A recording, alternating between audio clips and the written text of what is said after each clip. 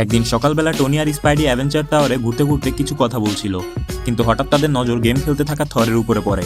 আর Spidey বলে, Tony sir একটা কথা বলেন, আপনিও কি ওইটাই দেখছেন যেটা আমি দেখছি? দেন টনি বলে, হ্যাঁ, এটা আমাদের সেই তুফানের দেবতা থর, যে একেবারে দিন দুনিয়ার বাইরে যেয়ে গেম খেলছে। দেন স্পাইডি বলে, এটা আমার বিলিভই হচ্ছে না, এটা কি সেই থর যে ইনফিনিটি ওয়ার্ডের থ্যানোসকে মেরেছে? জবাবে টনি বলে, দেখো স্পাইডি, পিছনে 3 মাস ধরে যত মিশন আমরা পেয়েছি সব ক্যান্সেল হয়ে গিয়েছে, যার কারণে এখন থরের করার জন্য কোনো কিছুই নেই। এজন্য সে এখন খায়, ঘুমায় আর গেম খেলে।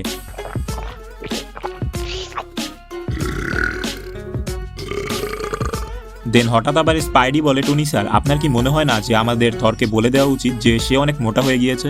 হ্যাঁ, আমি জানি সে একজন গড, বাট এরকম মোটা হওয়াটা তো ভালো দেখায় না। টনি বলে, না না, তুমি পাগল হলে নাকি? আমি বলতে গেলে আমাকে তো মারবেই, সাথে পুরো অ্যাভেঞ্জারটাও ডিস্ট্রয় করে দিবে। দেন টনির কথা শুনে স্পাইডি বলে, হ্যাঁ, হয়তো আপনি ঠিক বলছেন, আর আমারও এখন কোনো গডের হাতে মাইর খাওয়ার ইচ্ছা নেই।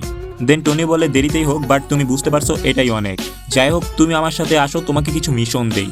এটা বলে তারা চলে যায়, আর তারা যেতেই হঠাৎ করে সেখান দিয়ে ক্যাপ্টেন মার্ভেল উড়ে উড়ে যায়।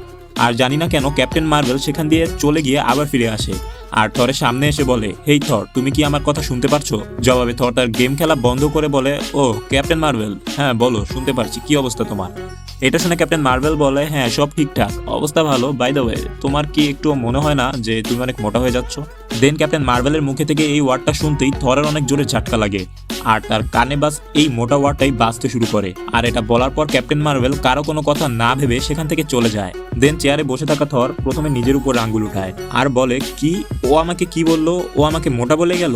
ওকে, তো এখন টাইম চলে এসেছে সবাইকে এটা দেখানোর যে আমি কোনো মোটা থর না। এটা বলার পর থরের এত বেশি রাগ চলে আসে যে তার বডিতে কারেন্ট চলে আসে। কিন্তু এর পরেই থর যে কাণ্ড ঘটায় সেটা জানার জন্য আমাদের চ্যানেলটা সাবস্ক্রাইব করে কমেন্টে পার্ট 2 লিখে দিন।